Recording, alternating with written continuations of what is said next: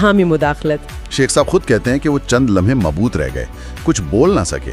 پھر انہوں نے اس بچے کا ہاتھ تھاما اور کہا، چلو بیٹا میں تمہیں نئے جوتے لے دیتا ہوں۔ وہ اسے جوتوں کی دکان پر لے گئے اور دکاندار سے کہا کہ اسے اس دکان کے سب سے اچھے جوتے پہنا دو۔ بچہ نئے جوتے پہن کر خوشی سے اچھلنے لگا۔ شیخ صاحب نے اسے کچھ پیسے بھی دیے اور خدا حافظ کہہ کر اپنی راہ پر چل پڑے۔ یہاں تک یہ ایک اچھی نیکی کی کہانی لگتی ہے، ایک نیک عمل، ایک بچے کی مدد۔ شیخ صاحب بھی شاید یہی سوچ کر مطمئن ہوں گے کہ انہوں نے ایک اچھا کام کیا۔ جی بالکل۔ لیکن کہانی کا اصل جادو، اصل پیغام اس کے بعد شروع ہوتا ہے۔ جی بالکل۔ جب وہ یہ سوچ کر آگے بڑھ رہے تھے کہ انہوں نے ایک نیکی کر دی اور دل میں ایک سکون محسوس کر رہے تھے، کہانی کا اصل کلائمیکس آتا ہے۔ چند لمحوں بعد وہی بچہ دوڑتا ہوا ان کے پیچھے آیا، ان کی ٹانگوں سے لپٹ گیا اور ایک ایسا سوال پوچھا جو کسی کتاب میں نہیں لکھا تھا، کسی عالم نے نہیں سکھایا تھا۔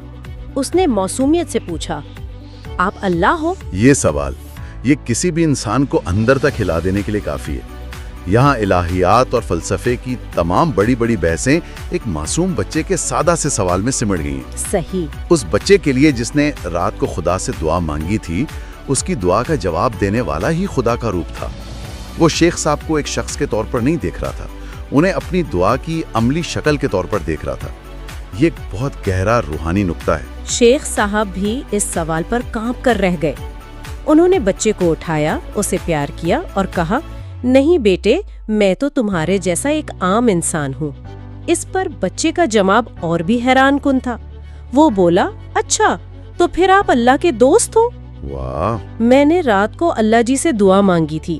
میرے ابو کہتے تھے جو اللہ سے مانگو وہ دے دیتا ہے۔ میں نے کہا تھا، اللہ جی میرے جوتے ٹوٹ گئے ہیں، مجھے نئے جوتے دے دو۔ اور اس لمحے شیخ صاحب کو اپنا جواب مل گیا۔ وہ جواب جو انہیں ہزاروں کتابوں، سینکڑوں مباحثوں اور برسوں کے مطالعے میں نہیں مل رہا تھا، وہ ایک یتیم بچے کی زبان سے ادا ہو گیا۔ خدا کا دوست بننے کے لیے اس کی کتابیں پڑھنا کافی نہیں، اس کے بندوں کی دعاؤں کا جواب بننا پڑتا ہے۔ You have to become the answer to someone's prayer۔ بالکل، ان کا عمل اس بچے کی دعا اور اللہ کے درمیان ایک پل بن گیا تھا۔ اس تجربے نے علم کو عرفان میں بدل دیا۔ شیخ صاحب خود راوی کو نم آنکھوں سے بتاتے ہیں کہ یہ سن کر ان پر کیا گزری۔ وہ کہتے ہیں، شدت جذبات سے میرا پورا وجود کانپ اٹھا اور آنکھوں سے آنسو بہنے لگے۔ اس دن مجھے سمجھ آیا کہ اللہ کا دوست بننا کوئی مشکل کام نہیں۔ کسی یتیم کے سر پر شفقت سے ہاتھ رکھ دو، کسی بیوہ کی خاموشی سے مدد کر دو، کسی ضرورت مند کی ضرورت پوری کر دو، بس یہی دوستی ہے۔ وہ بار بار دہراتے رہے، میرے عزیز، اللہ کا دوست بننا بہت آسان ہے، بس کوئی کوشش تو کرے۔ یہاں ایک بات واضح کرنا ضروری ہے، یہ کہانی علم کی نفی نہیں کرتی۔ اگر شیخ صاحب کے اندر علم کی پیاس اور روحانی تلاش نہ ہوتی تو شاید وہ اس واقعے کی گہرائی کو کبھی سمجھ ہی نہ پاتے۔ ان کا علم ہی تھا جس نے ان کے اندر وہ سوال پیدا کیا تھا۔ صحیح۔ لیکن یہ کہانی بتاتی ہے کہ علم کی تکمیل عمل میں ہے۔ علم آپ کو بے چین کرتا ہے اور خدمت خلق اس بے چینی کا علاج ہے۔ علم سوال ہے اور عمل اس کا جواب۔ تو جو سکون انہیں کتابوں کے انبار میں نہیں ملا، وہ ایک یتیم بچے کے نئے جوتوں میں مل گیا۔ ان کی لائبریری علم کی پیاس تھی اور اس بچے کا ٹوٹا ہوا جوتا اس پیاس کو بجھانے والا عملی چشمہ بن گیا۔ بالکل۔ اور اس کہانی کا نچوڑ یہ ہے کہ خدا تک پہنچنے کے لیے ہمیں اکثر لمبے پیچیدہ راستوں کی ضرورت نہیں ہوتی۔ راستہ ہمارے ارد گرد بکھرا پڑا ہے۔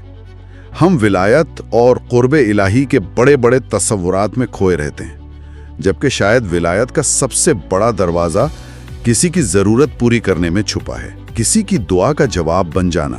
اس سے بڑی کوئی کرامت نہیں۔ تحریر کے آخر میں اس خیال کو مزید تقویت دینے کے لیے ایک دعا کا بھی ذکر کیا گیا ہے، جو ہر نماز کے بعد 3 مرتبہ مانگنے کی تلقین کی گئی ہے۔ اللہم ارزقنی حبک وحب من یحبک، یعنی اے اللہ مجھے اپنی محبت عطا فرما اور ان کی محبت بھی عطا فرما جو تجھ سے محبت کرتے ہیں۔ اور یہ دعا اس کہانی کے پیغام سے بہت گہرائی میں جڑی ہوئی ہے۔ غور کریں، اس میں صرف اللہ کی محبت نہیں مانگی جا رہی، بلکہ اللہ سے محبت کرنے والوں کی محبت بھی مانگی جا رہی ہے۔ یعنی یہ دعا آپ کو ایک فرد سے ایک روحانی کمیونٹی کا حصہ بناتی ہے۔ یہ آپ کو دوسرے اللہ کے دوستوں سے جوڑتی ہے، وہ لوگ جو خدمت اور محبت کے اصولوں پر زندگی گزارتے ہیں۔ یہ اس بات کا اعتراف ہے کہ خدا کی محبت اس کے بندوں کی محبت کے ذریعے ہی مکمل ہوتی ہے۔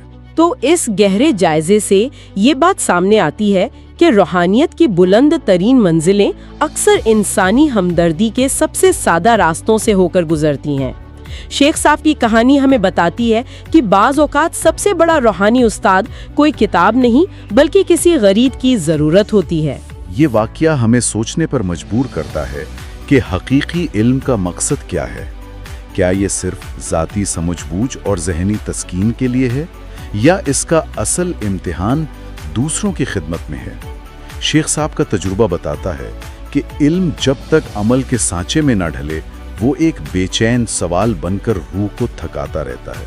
اور یہ کہانی ہم سب کے لیے بھی ایک سوال چھوڑ جاتی ہے، ایک چیلنج، کہ آج ہمارے ارد گرد، ہمارے دفتر میں، ہمارے خاندان میں، ہمارے محلے میں کس کی خاموش دعا موجود ہے جس کا جواب بننے کا موقع شاید خدا ہمیں دینا چاہتا ہے۔